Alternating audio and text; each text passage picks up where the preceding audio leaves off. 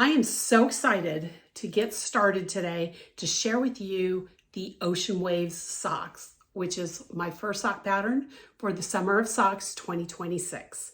Now, this is one of my favorite patterns, even though it is toe up. Everybody knows that I'm usually a cuff down girl, but I really love this pair of socks starting from the toe up because we're just doing a generic toe and extended single crochet for the foot.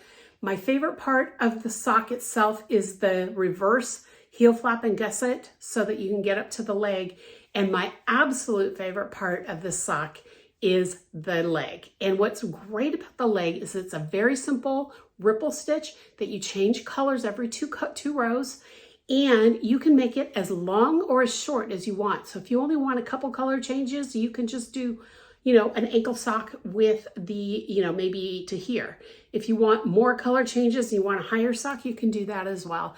And it's done so that it's a little bit tighter so that it'll hug your leg and stay up.